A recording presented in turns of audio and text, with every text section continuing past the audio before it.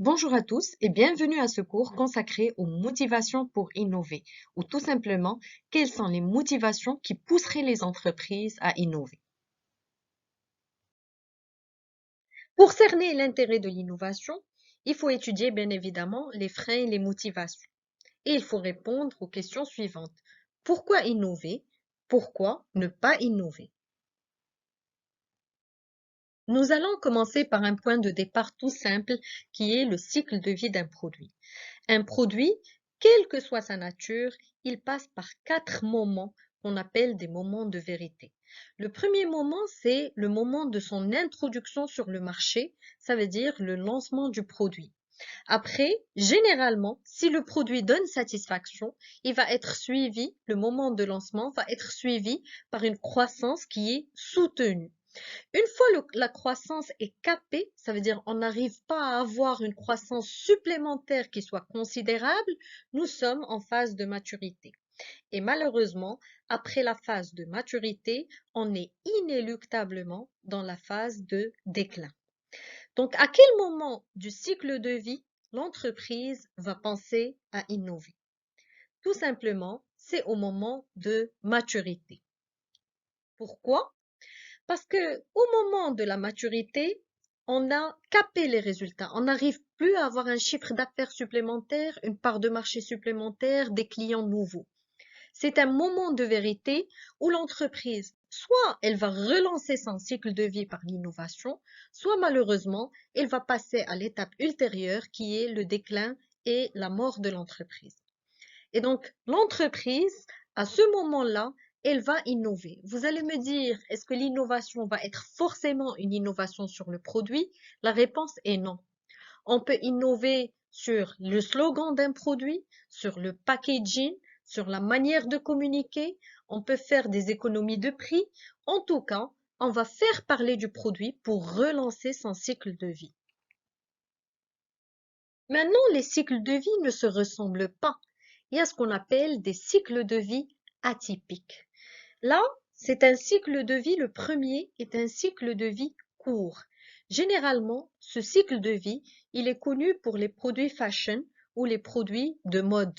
Ce cycle de vie est un cycle de vie où justement la maturité ne dure pas longtemps et la croissance, elle est vertigineuse mais sur une période qui est limitée. Quand on est sur ce type de cycle de vie, généralement, l'entreprise essaye d'accroître ses ventes dans la période de croissance au maximum, puisqu'elle sait que le déclin va être très très rapide juste après la maturité. Généralement, ce cycle de vie fashion est un cycle de vie qui est renouvelable. Ça veut dire si on prend par exemple la Fiat 500 ou encore des produits qu'on appelle des produits rétro ou des produits vintage, c'est des produits qui vont décliner mais reprendre un stade donné. Par exemple, si on prend même la mode vestimentaire, le carreau noir et blanc, les pantalons pattes d'éléphant, des choses qui font partie de la mode, qui vont décliner mais revenir pour d'autres générations pour avoir un nouveau cycle de vie. Le deuxième cycle de vie atypique, c'est ce qu'on appelle le cycle de vie très court ou le cycle de vie gadget. Je vous donne un exemple, les hand spinners, ce sont des cycles de vie gadgets. Ça veut dire qu'on lance un produit sur lequel on va faire énormément d'investissements, de communication, d'influenceurs qui vont parler dessus, mais on sait pertinemment que c'est un produit qui va être acheté une seule fois. Et donc, c'est un produit qui va décliner juste après les premiers achats. Et donc, la rentabilité se fait sur un temps qui est très limité et ne se réalise pas lors du réachat ou de la fidélité du client. Un troisième type de cycle de vie qu'on appelle le cycle de vie technologique ou le cycle de vie en vague. C'est généralement pour les produits high-tech où vous avez par exemple le i3, le i5, le i7 ou encore les générations de téléphones. Et justement, chaque génération va faire que le cycle de vie va être relancé à travers l'acquisition de nouveaux clients justement qui s'intéressent à la technologie. Le quatrième type de cycle de vie, que j'appelle un cycle de vie mythique, là, en fait, c'est les produits qui ont une maturité qui dure très longtemps. Et je prends l'exemple de la Coca-Cola classique ou encore du produit Nutella où justement c'est des produits qui ont défié toutes les règles de la stratégie. Parce qu'un seul produit, un seul goût, pas de diversification ni de différenciation, et pourtant, il reste pendant longtemps en stade de maturité. Pourquoi? Parce que ces produits qu'on appelle des produits mythiques, des fois, ils peuvent faire référence à des besoins nostalgiques. Par exemple, Nivea, avec son fameux produit bleu, crème Nivea, va reprendre dans ses publicités que ce Nivea a été utilisé par les grands-mères, puis les mères et aujourd'hui vous. Et donc, elle essaye de toucher cette fibre émotive qui fait que Nivea soit un produit qui est intergénérationnel. La même chose, si on prend Nutella, Nutella, ça va être la même recette, le même goût, et les publicités ont tendance justement à évoquer le fait que Nutella a toujours été là et vous a accompagné durant la croissance. Pour ces produits-là, le plus important, c'est de rester dans l'esprit du client parce qu'ils ont déjà une notoriété qui est très forte et qu'ils ne veulent pas perdre. Et quand on parle de rester dans l'esprit du client, c'est essayer de faire des publicités de façon permanente, quasi permanente, qui permet tout le temps de se souvenir du produit et c'est ce qui leur permet de rester en maturité pendant le plus longtemps possible. Donc, comme on a expliqué, toutes les raisons sont bonnes pour innover.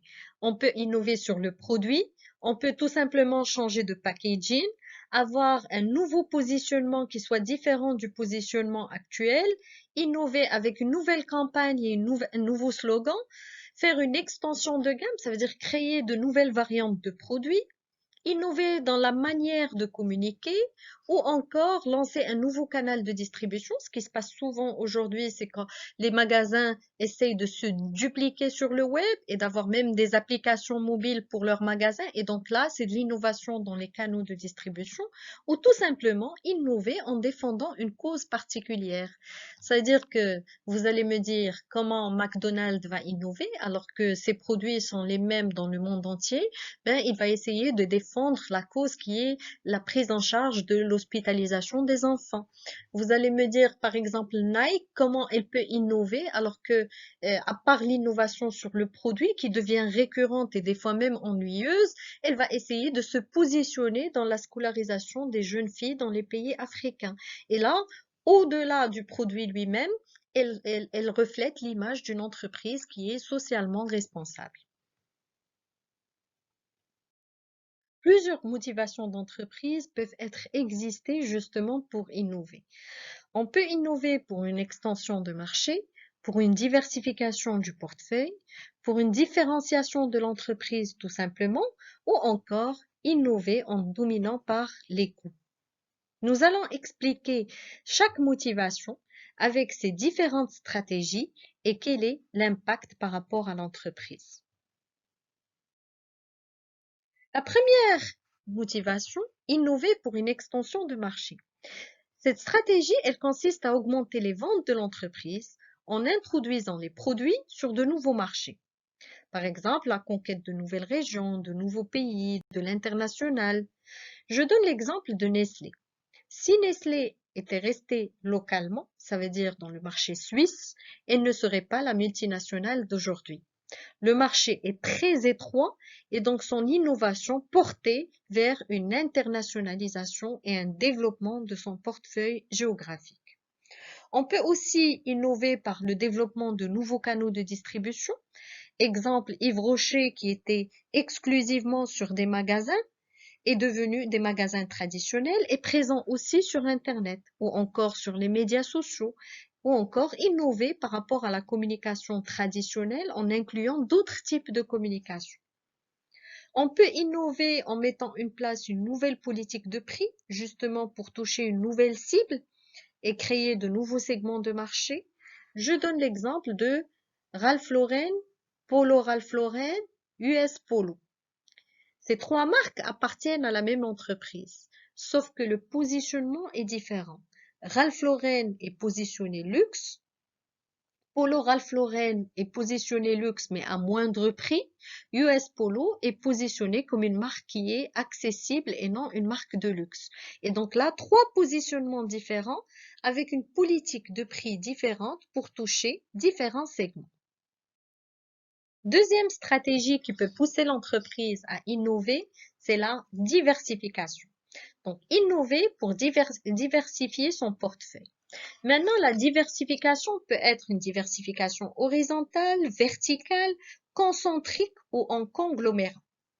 La diversification verticale, c'est quand l'entreprise va intégrer les métiers et les missions de ses propres clients ou de ses propres fournisseurs. Et donc, l'intégration de la filière se fait en amont ou en aval. Exemple, nous sommes une papeterie et nous avons intégré, par exemple, en amont, la production et l'impression des livres et même, par exemple, l'achat du bois pour la production papier. Donc là, c'est de l'introduction verticale. On est dans la même entreprise et on garde la même mission et le produit final est un produit final qui est le même.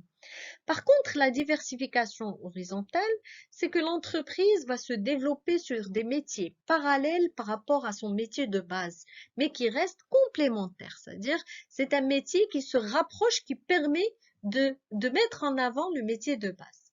Par exemple, Volkswagen a lancé une entité qui permet de prendre des crédits pour acheter des voitures Volkswagen. Et donc, l'idée, c'est quoi? C'est d'intégrer un autre métier qui est le métier normalement bancaire pour permettre une évolution de son métier de base. Il y a aussi la diversification concentrique. Ça veut dire que l'entreprise va se développer sur de nouveaux produits qui sont étroitement liés à son cœur de métier actuel en se basant sur une technologie complémentaire. Par exemple, si je suis une entreprise de bâtiment, donc par exemple, je peux produire des matières premières, acheter des engins qui peuvent servir dans le bâtiment, introduire de nouvelles technologies justement dans le bâtiment, la domotique, tout ce qui est climatiseur à distance, etc. Et donc, je suis toujours dans le même métier et ma diversification se concentre sur mon métier de base pour apporter plus de possibilités à mon client final. Et il y a aussi la diversification en conglomérat et généralement c'est pour les grandes entreprises qui vont se développer sur des marchés et des métiers qui n'ont aucun rapport les unes avec les autres. C'est ce qu'on appelle des développements en silo. Par exemple, Philips qui commercialise des téléviseurs, des machines à laver, des produits d'électricité ou encore des produits pour bébés, ou ce qu'on appelle la puériculture. Troisième stratégie justement qui peut pousser l'entreprise à innover, c'est innover pour une différenciation de l'entreprise. Là encore, cette stratégie a été initiée de base par Michael Porter qui a cité la différenciation parmi les trois stratégies génériques de Michael Porter qui étaient les stratégies les plus importantes pour une entreprise. Là encore, il y a lieu de faire la distinction entre une différenciation vers le haut, ou ce qu'on appelle une sophistication, et une différenciation vers le bas, ou ce qu'on appelle une épuration. On va voir un graphe qui va élucider davantage ces deux types de différenciation. Donc, si on essaie de mettre un graphe où justement on a dans les abscisses le prix, soit le prix faible, équivalent ou élevé, et dans la valeur perçue par le client, une valeur qui est faible, équivalente ou élevée.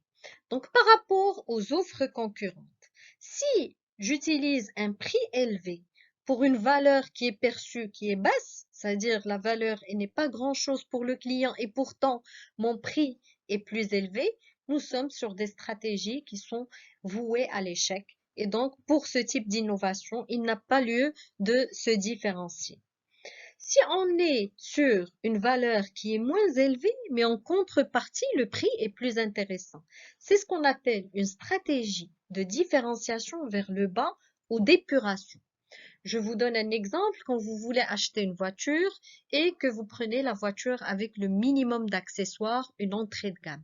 Vous êtes conscient que ce n'est pas la meilleure de sa catégorie et pourtant, vous vous dites que c'est un très bon rapport qualité-prix. C'est une stratégie d'épuration.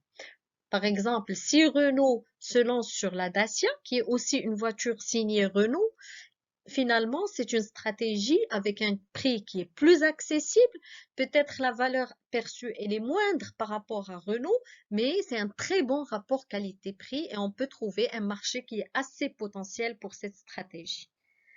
Une autre stratégie dans la différenciation, c'est quand on essaye de diminuer les prix au maximum avec une valeur perçue qui est équivalente aux concurrents.